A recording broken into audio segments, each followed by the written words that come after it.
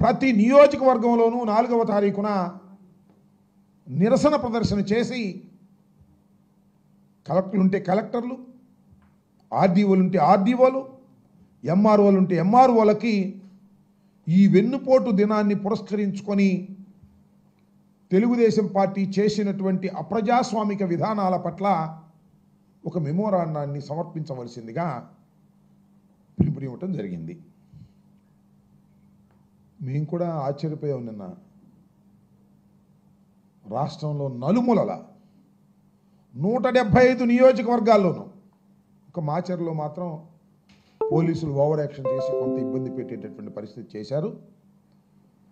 కారణం ఏంటంటే అక్కడ మా ఇన్ఛార్జ్ ఒక ఫాల్స్ కేసు పెట్టడం వల్ల ఆయన అందుబాటులో లేకపోవటం వల్ల అక్కడ కొద్ది ఇబ్బంది అయింది. అన్ని చోట్ల వాలంటీర్గా ప్రజలు తండోపతండాలుగా వచ్చి వైఎస్ఆర్ కాంగ్రెస్ పార్టీ జెండాలు పట్టుకొని ఇది వెన్నుపోటు పాలన అని ఖచ్చితంగా చెప్పి అద్భుతమైనటువంటి రెస్పాన్స్ ఇచ్చినటువంటి సందర్భాన్ని ఇప్పుడు మీకు గుర్తు చేస్తున్నాను. అన్ని చోట్ల కూడా దీన్ని విఫలం చేయడం కోసం చాలా పెద్ద ఎత్తున తెలుగుదేశం పార్టీ ప్రభుత్వం, పోలీసు యంత్రాంగం తీవ్రంగా పనిచేసింది. అయినా ఒక్క అడుగు కూడా వెనక్కి వేయలేదు వైఎస్ఆర్ కాంగ్రెస్ పార్టీ కేడర్. ఇంకొక మాట, ఈ సంవత్సరం పాటు కూడా ప్రజలకు వెన్నుపోటు పొడవడంతో పాటు వైఎస్ఆర్ కాంగ్రెస్ పార్టీ క్యాడర్ని, నాయకుల్ని భయపెట్టాలని, చిందరవందర చేయాలని అనేకమైన కుట్రలు కుతంత్రాలు చేశారు. అనేక మంది నాయకుల్ని కేసుల్లో పెట్టారు, జైల్లో పెట్టారు. వైఎస్ఆర్ కాంగ్రెస్ పార్టీ కార్యకర్తల మీద తప్పుడు కేసులు పెట్టారు, జైల్లో పెట్టారు. బెయిల్ రాకోకుండా నివారించేటటువంటి కార్యక్రమాలు చేశారు. సోషల్ మీడియా యాక్టివిస్టుల్ని లోపల పెట్టారు. కొన్ని చోట్లయితే తెనాల్లో కొట్టినట్టుగా కొట్టారు. అయినా కూడా ఎక్కడా కూడా భయపడకోకుండా, భయపడకపోతే భయపడకపోయారు. మమ్మల్ని ఇంత నిర్బంధం చేస్తారా, మా మీద ఇన్ని కేసులు పెడతారా, మీ సంగతి చూస్తామనే కసితో కేడర్ మొత్తం కదిలిందని ఈ సందర్భంగా నేను మనవి చేస్తున్నా. అద్భుతమైన రెస్పాన్స్. ఈ దుర్మార్గమైన పాలన అంతం కావాలి, అవసరమైతే ఇవ్వాలే అంతం కావాలి అనే పద్ధతుల్లో ముందుకు వచ్చారు. కానీ ప్రజాస్వామ్యంలో వాళ్ళకి ఇంకా 4 సంవత్సరాలు ఉంది కదా. అంత పెద్ద ఎత్తున నినదిస్తూ అద్భుతమైనటువంటి రెస్పాన్సు ఇవాళ ఇచ్చారు. దీన్ని దెబ్బతీయటం కోసం లేదా దీన్ని కాకోకుండా ఉండటం కోసం మరి చాలామంది చాలా పిలుపులు ఇచ్చారు. తెలుగుదేశం పార్టీ పిలుపునిచ్చింది, మరి పవన్ కళ్యాణ్ గారు కూడా పిలుపునిచ్చారు. వాళ్ళు ఏమంటారంటే 4వ తేదీన పండగలాగా నిర్వహించాలంట. ఎందుకంటే వైఎస్ఆర్ కాంగ్రెస్ పార్టీ దిగిపోయింది, మన ప్రభుత్వం అధికారంలోకి వచ్చింది. ఒక పండగ అంటే ఏం పండగ? దీపావళి, సంక్రాంతి కలిపినటువంటి పండగగా ఉండాలంట. ఇక్కడ జరిగిందా బాబు? ఇక్కడ జరిగింది నాకు తెలియదు, కానీ ఆంధ్రజ్యోతిను ఈనాడు చూసి అక్కడ జరిగింది. దానిలో అక్కడెక్కడ జరిగింది. వాళ్ళ ఆఫీసులోనే దీపావళి పండుగ చేస్తున్నారంట, జనం ఎవరు లేరు. కానీ ఈ వెన్నుపోటు దినానికి మాత్రం రోడ్ల మీదకి జనం వచ్చేసారని మనం చేస్తున్నా. ఇప్పటికైనా సిగ్గు తెచ్చుకోండి. నేను మనవి చేస్తున్నా, జనసేన కూడా వాళ్ళు సంక్రాంతి, దీపావళి కలబోసిన వేడుకగా చేసుకోవాలన్నారు.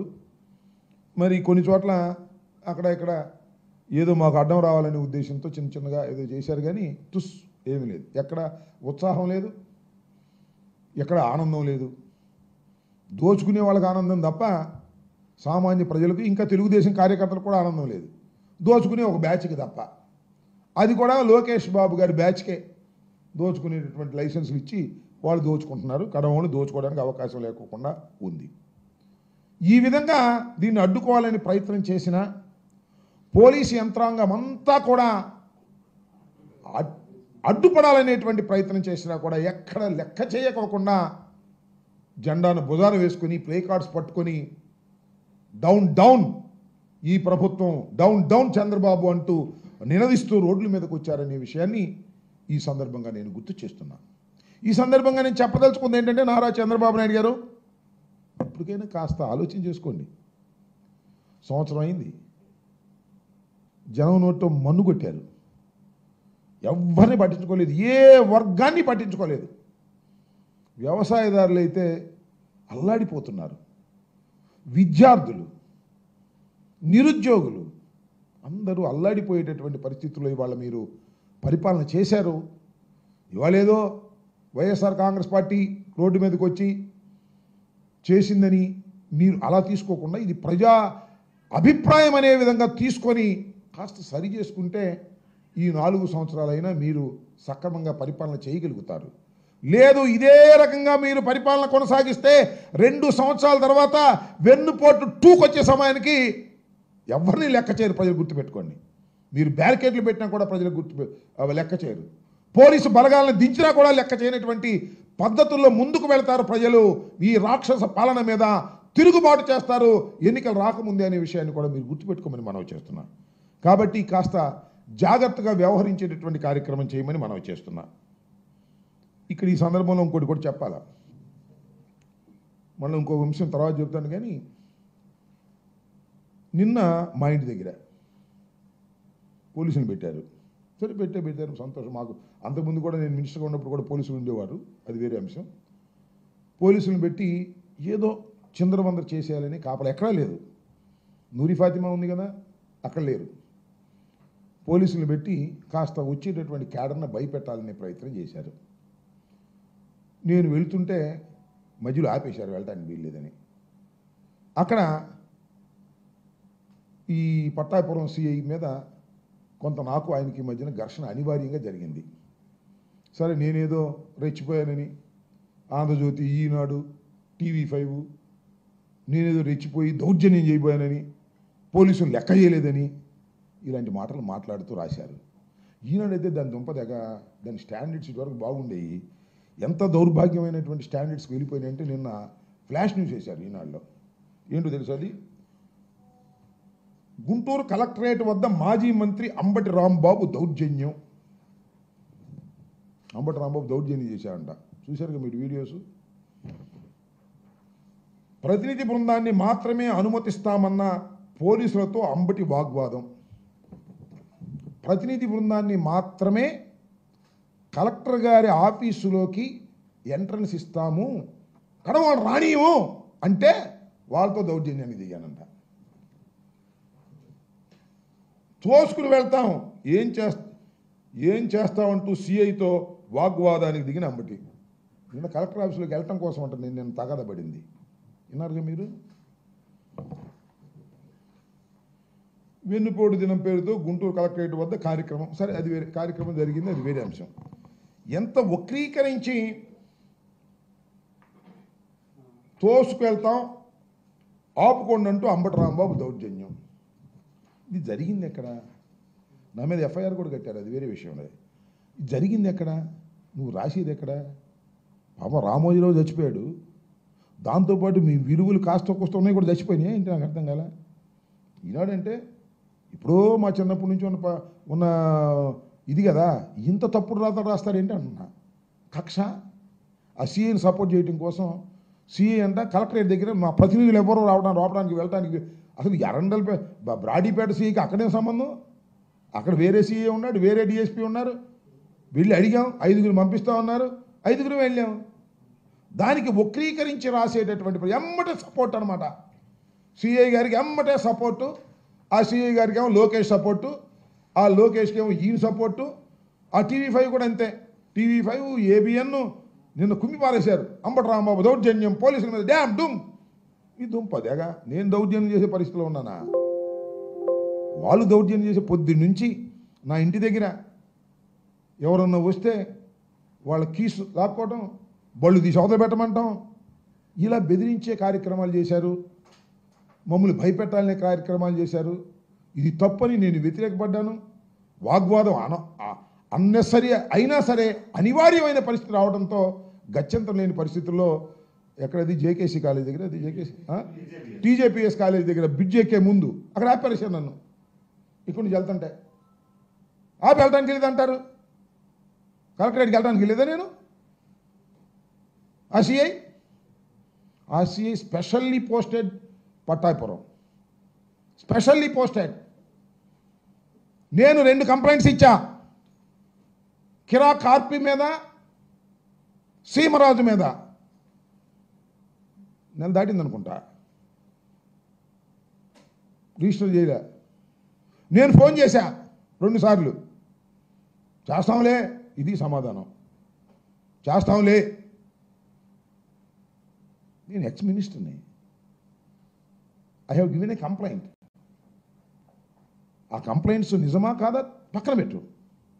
నేను 2 కంప్లైంట్స్ ఇచ్చి 2 సార్లు నేను ఫోన్ చేస్తే, ఏమండి సిఐ గారు చేస్తారంటే చేస్తాంలే అని సమాధానం. ఒళ్ళు పొగరు, ఎందుకంటే లోకేష్ గారు ఏపించిన పోస్ట్ కదా, అందుకని ఒళ్ళు పొగరు, తల బిరుసు. Is a public servant. Public సర్వెంట్కి అంతా తల పొగరు ఉండకూడదు, కానీ ఉంటుంది. ఎందుకంటే లోకేష్ గారు ఏపించాడు కదా, లోకేష్ గారు బంధువు కదా, ఆయన బంధువు ఈనాడు ఆయన సపోర్ట్ ఉంటుంది కదా, TV5 సపోర్ట్ ఉంటుంది కదా, ABN సపోర్ట్ ఉంటుంది కదా. ఈ అంబటి రాంబాబు రోజు మాట్లాడుతున్నాడు, లోకేష్ గురించి విమర్శిస్తాడు, చంద్రబాబుని విమర్శిస్తాడు. కాబట్టి ఇతన్ని సెకండ్ లాగా పెట్టాలని ప్రయత్నం చేస్తాను. ఎన్ని చూశానో నేను, నాకు అర్థం కాలేదు. 89లో రాజకీయాల్లోకి వచ్చా నేను, 2 సార్లు శాసనసభ్యుడిగా గెలిచా, రాజశేఖర రెడ్డి వెంట నడిచా, కాంగ్రెస్ పార్టీలో ఉన్నా.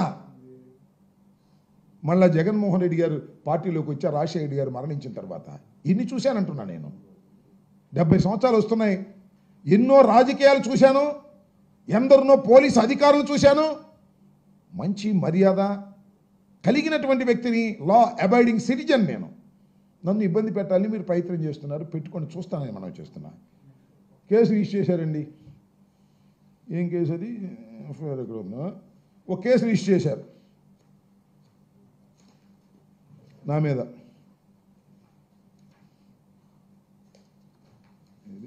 కేసు రిజిస్టర్ చేశారు. Crime number 239/25 Pattapuram. నిన్న కేసు రిజిస్టర్ చేశారు నా మీద. భయపడతానా? మీ కేసుకు నేను భయపడతానా? భయపెట్టాలని అనుకుంటున్నారు కదా మమ్మల్ని మీరు. వైఎస్ఆర్ కాంగ్రెస్ పార్టీని, వైఎస్ఆర్ కాంగ్రెస్ పార్టీలో ఉన్న నాయకుల్ని ఎఫ్ఐఆర్లు పెట్టి భయపెట్టాలని మీరు ప్రయత్నం చేస్తున్నారు, అంతేగా? మీ కేసులకు these are all false cases. నేను వెళ్తుంటే నన్ను మధ్యలో ఆపి మీ విధులకు నేను అడ్డం వచ్చానని చెప్పేసి నా మీద కేసు రిజిస్టర్ చేశారు. నా మీదను వినోద్ అని విద్యార్థి నాయకుడి మీద. ఈ కేసులకి మేము భయపడతామా? డోంట్ కేర్ అంటున్నా. చట్టంలో తేల్చుకుంటాం. నా మీద తగాదా పడి నన్ను బెదిరించి నా మీద కేసు రిజిస్టర్ చేసిన ఆ సిఐ ఎవరైనా సరే చట్ట ప్రకారం అంతు తేలుస్తానని కూడా ఈ సందర్భంగా మనం చేస్తున్నా. చాలామందిని చూశాను నేను, సిఐల్ని, ఎస్ఐల్ని, డిఎస్పీల్ని. చట్ట వ్యతిరేకంగా ప్రవర్తిస్తే, తెలుగుదేశం పార్టీ గుప్పెట్లో ఉండి పనిచేయాలనుకుంటే, లోకేష్ గుప్పెట్లో ఉండి పనిచేయాలనుకుంటే అనుభవిస్తారు. గుర్తుపెట్టుకోమని మనం చేస్తున్నాం. రోజులు ఎప్పుడు ఇలాగే ఉండవనేది కూడా ఈ సందర్భంగా గుర్తు చేస్తున్నా నేను. We don't care all these things. ఇంతకుముందు కూడా కేసు పెట్టారు అక్కడే, సేమ్ సెక్షన్స్తోనే. ఏమయ్యా నా మీద అయితే అంత స్పీడ్గా పెట్టేస్తారే? ఆ కిరా కార్పి మీద, సీమరాజు మీద స్వయంగా నేను వెళ్తే ఎవరు కంప్లైంట్ చేయరు, వాళ్ళు మీ బంధువులేగా. ఈయన కూడా, ఈ సిఐ కూడా నెల్లూరు నుంచి వచ్చాయంట. ఆ కిరా కార్పి కూడా నెల్లూరు, ఈయన బంధువు అనమాట. సీమరాజు కూడా ఈయన బంధువు. ఇదంతా ఒక గ్యాంగ్. మేము ఇచ్చిన దాని మీద చేస్తాంలే. నాదైతే 24 hours కూడా కాదు, చేసి పారేశారు కేసు. You do your duties fast.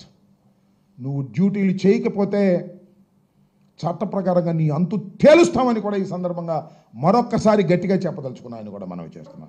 కేసులకు భయపడేటటువంటి తత్వం కాదు అసలు. ఒకటేనండి, అసలు ఇవాళ రాజకీయాల్లో ఉండాలంటే కేసులు భయపడకూడదు.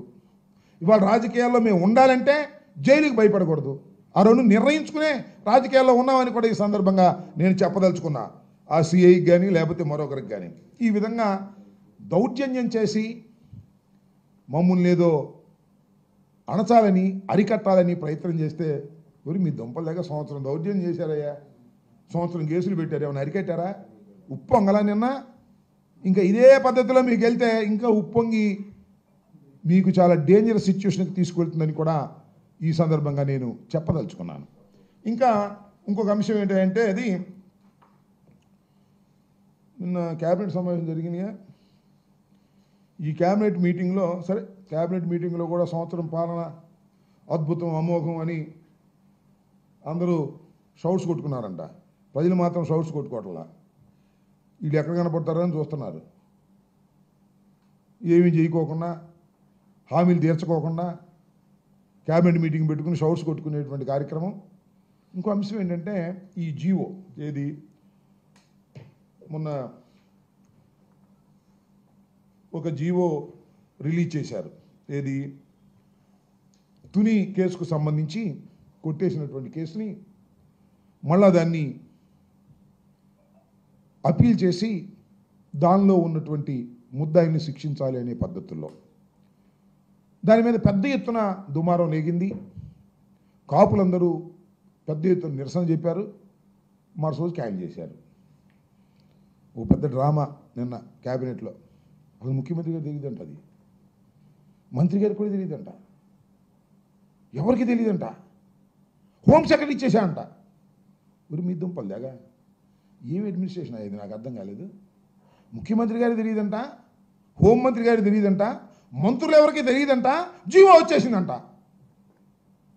ఆయన కుమార్ విశ్వజిత్ ఎవరు ఆయన పేరు ఉన్నాడు హోమ్ సెక్రటరీ, ఆయన నిన్న క్షమాపణ చెప్తూ ఒక లీక్ ఇచ్చేశారు, సర్దుని కద్దుకోండి అని.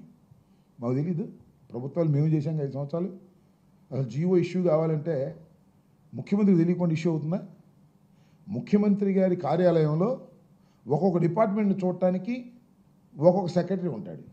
ఏదైనా ఒక జీవో ఇష్యూ కావాలంటే నోట్ ఫైల్ మీద ఆ మంత్రి సంతకం పెడితే ఇక్కడికి వచ్చి ఇక్కడ ఎంక్వైరీ చేస్తారు, ఆయన ముఖ్యమంత్రి గారు చెబుతాడు, ముఖ్యమంత్రి గారు ఓకే అంటారు, అప్పుడు జీవో ఇష్యూ అయింది. పైకి ఇది మామూలు జీవోనా?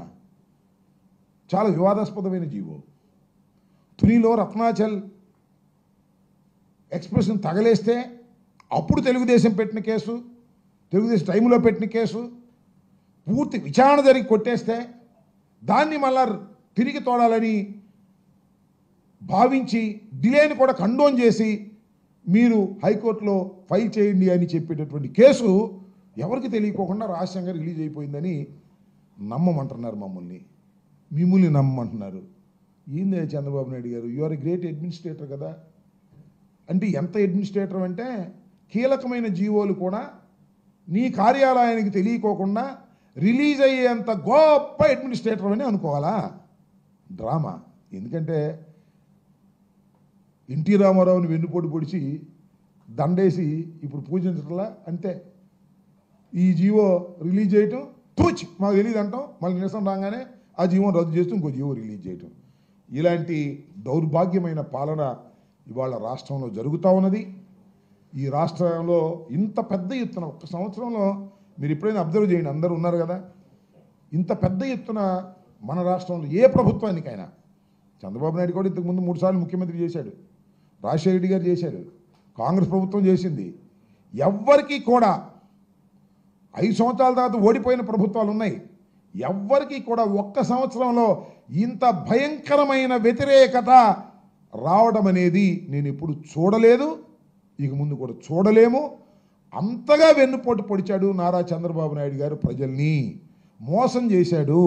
సూపర్ 6 అన్నాడు, సూపర్ 7 అన్నాడు, 143 వాగ్దానాలు ఇచ్చి అన్నీ నెరవేర్చేస్తానన్నాడు, సంపద సృష్టిస్తానన్నాడు.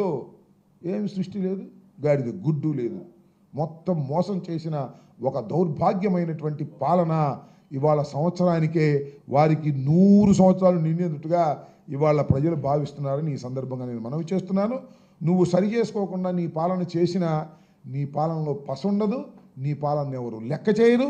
కేవలం రక్షక భటుల్ని పెట్టుకుని మాత్రమే ఇక నువ్వు పాలన చేసుకోవాల్సినటువంటి అనివార్యమైన పరిస్థితి వస్తుంది. నీకు కావాల్సిన సిఐని పోస్ట్ చేసుకోవటం, నీకు కావాల్సిన ఎస్ఐని పోస్ట్ చేసుకోవటం, వాళ్ళు చెప్పినట్టుగా అందరిని కట్టడి చేసి చేయాలని అనుకోవటం తప్ప ఇంకా ధర్మ పరిపాలన నువ్వు చేయటం సాధ్యం కాదని కూడా ఈ సందర్భంగా నేను చెప్పదలుచుకున్నాను.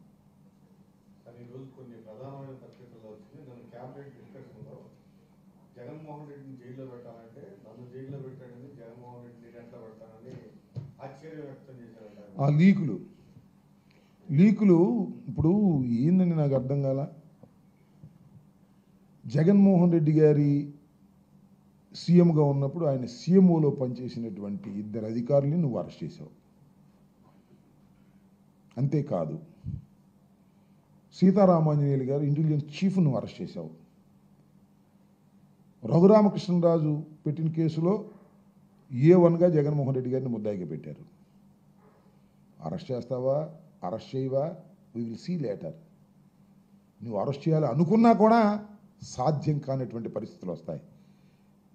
జగన్మోహన్ రెడ్డి గారు ఈ రాష్ట్రంలో మరి మాట్లాడితే ఈ దేశంలో అత్యంత ప్రజాదరణ కలిగినటువంటి mass leader, direct connection with public, is not a manipulator, direct connection with public, like Indira Gandhi, like Rajasekhar Reddy, like NT Rama Rao. Leader and voter మధ్యన కనెక్షన్, డైరెక్ట్ కనెక్షన్ ఉన్నటువంటి నాయకుడు. నీలాగా మ్యానిపులేటర్ కాదు, నీలాగా 4గురిని కలుపుకుని వచ్చేటువంటి వ్యక్తి కాదు. అలాంటి వ్యక్తిని తప్పుడు కేసులు పెట్టి నువ్వు అరెస్ట్ చేయాలనుకుంటున్నావో లేదో కాలం నిర్ణయిస్తుంది. ఇప్పటికే ఆయనకి సంబంధించినటువంటి ధనంజయ రెడ్డి గారిని, కృష్ణమోహన్ రెడ్డి గారిని, ఇంటెలిజెన్స్ చీఫ్ని అరెస్ట్ చేశావు. అరెస్ట్ చేసిన తర్వాత ఏం చేస్తావు చూద్దాం. ఇవన్నీ లీకులు ఇచ్చి, చంద్రబాబు లీకులు ఇవ్వడం అలవాటే కదా. ఇవాళ కూడా ఆ హోమ్ సెక్రటరీకి ఆయన క్షమాపణ చెప్పే లీకులు ఇస్తుంటాడు. లీకులు ఇచ్చి పరిపాలన చేసే మనిషి is a manipulator. Time will decide later.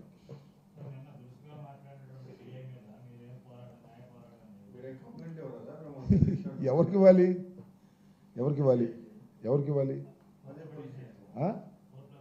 చూద్దాం. Will examine that. ఇప్పుడు జనరల్గా ఇలాంటి పోలీసులు లోయర్ లెవెల్లో ఎవరన్నా మిస్బిహేవ్ చేస్తున్నారని మేము అనుకుంటే మా లెవెల్లో మాజీ మంత్రులని, మాజీ ఎమ్మెల్యేలని ఎవరికి ఇవ్వాలి? డీజీపీకి ఇవ్వాలి. డీజీపీకి, నా ఫోన్ ఎక్కడ తీసుకురా, డీజీపీకి ఇవ్వాలి. నా పెద్ద ఫోన్ డీజీపీకి ఇవ్వాలి. ఆ డీజీపీ గారి పేరేంటి? హరీష్ కుమార్ గుప్తా గారు, ఐపీఎస్ ఆఫీసర్. సుమారు ఒక 50 సార్లు ఫోన్ చేశా. ఇప్పుడన్నా కానీ ప్రభుత్వం దిగిపోయిన తర్వాత ఈ 2-3 నెలల్లో 50 సార్లు ఫోన్ చేశా. రింగ్ అయిద్ది, కట్ అయిద్ది. ఒక 25 సార్లు నుంచి అసలు రింగ్ కూడా కావట్లా. అంటే బ్లాక్లో పెట్టేశారు ఆయన, మహానుభావుడు హరీష్ గుప్తా గారు. మొన్న 3 సార్లు మెసేజ్ పెట్టా, మీకు కావాల్సింది చూపిస్తా. అయ్యా, we want to meet you, ఎందుకంటే మాకు కొన్ని సమస్యలు ఉన్నాయి. మేము ఒక బృందంగా వచ్చి మీకు విన్నవించుకోవాలి అంటే సమాధానం లేదు. Don't care bus.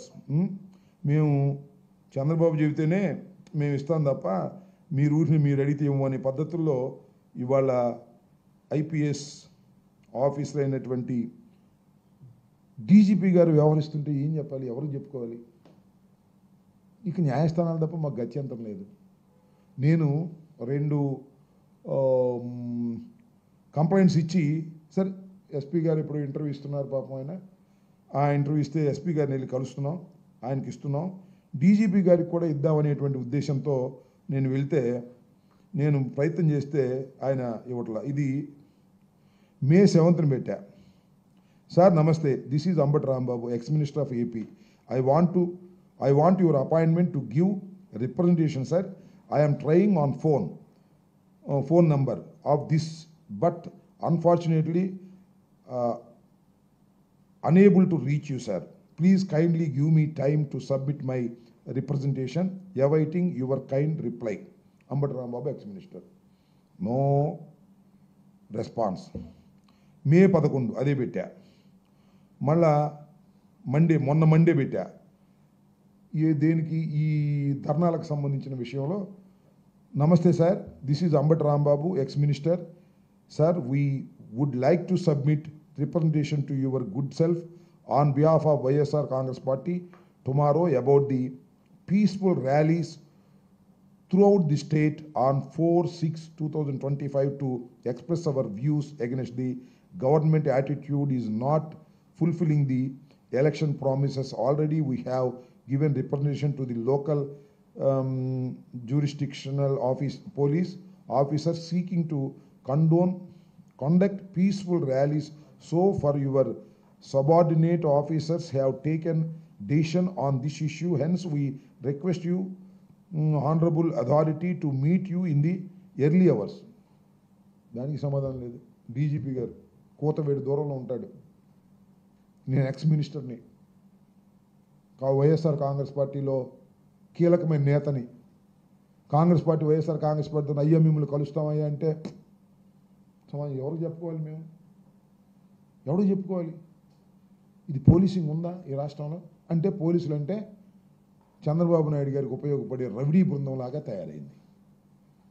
అది ఆయన ఇందాక నన్ను పోటాడినట్టు, అక్కడ తెనాలిలో కాళ్ళు ఎరగొట్టినట్టు, లేదా మా హరికృష్ణ అని అతన్ని అదేదో ఊరు మన తంగెడ, అతను కాళ్ళు ఎరగొట్టినట్టు, మరి ఆ కృష్ణవేణిని పట్టుకెళ్ళి జైలుకే పోలీస్ స్టేషన్కి బేడీలు వేసినట్టు, ఇలా the police is doing an illegal acts. How survive అవుతారంటే చెప్పండి నాకు. మర్డర్లు కూడా చేయించేస్తారు పోలీసులు. వంగవీటి మోహన్ రంగారావు అప్పుడు మర్డర్ చేయించేసినట్టు. ఈ రకంగా పోలీస్ వ్యవస్థను చంద్రబాబు నాయుడు గారు మౌల్ చేస్తున్నారు. ఇది చాలా ప్రమాదం అని కూడా నేను ఈ సందర్భంగా చెప్పదలుచుకున్నా. పోలీస్ ఏదో కొన్ని సందర్భాల్లో అధికార పార్టీ చెప్పినట్టు వినొచ్చు తప్ప, లా అండ్ ఆర్డర్లో ఇలాంటి సమయంలో కూడా ఇక వాళ్ళ ఇంటేంటి, ఇప్పుడు చేస్తావో చేయవో హరీష్ కుమార్ గుప్తా గారు, నువ్వు చేస్తావో చేయవో తర్వాత సంగతి. కనీసం you have to take a representation from YSRCP leaders. మేము ఒక బృందంగా వెళ్ళి ఒక రిప్రజెంటేషన్ ఇస్తామంటే దానికి కూడా పర్మిషన్ ఇవ్వట్లా. What is this? ఎవరికి చెప్పుకోవాలి ప్రజాస్వామ్యంలో? ఈ ఆవేదన ఎవరికి చెప్పుకోవాలని అడుగుతా ఉన్నా. This is too much. ఇది చాలా ప్రమాదాన్ని, రాబోయే కాలంలో చాలా పెద్ద ప్రమాదాన్ని సూచిస్తుందని నేను భయపడుతున్నాను. లా అండ్ ఆర్డర్ ఇష్యూస్ చాలా ప్రెసిపిటేట్ అవుతున్నాయి. చాలా ఇబ్బందికరమైన పరిస్థితులు రాష్ట్రంలో ఏర్పడతాయి. పోలీసుల మీద విశ్వాసం సన్నగిలుతుంది. Police are acting as a rowdies of Telugu Desam.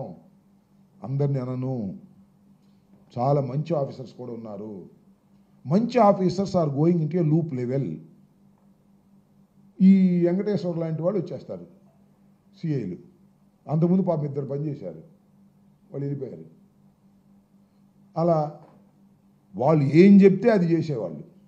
వాళ్ళు మాత్రమే పోస్టింగ్లు ఇచ్చి కడవల విఆర్కో లేకపోతే లూప్ లైన్లకో పంపించి రౌడీలుగా ఉపయోగించుకోవడానికి చంద్రబాబు ప్రభుత్వం పనిచేస్తుంది.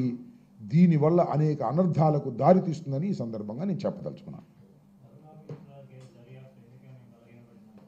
బలహీనమే పడలేదే, జరుగుతుంది. ఏమైపోయింది?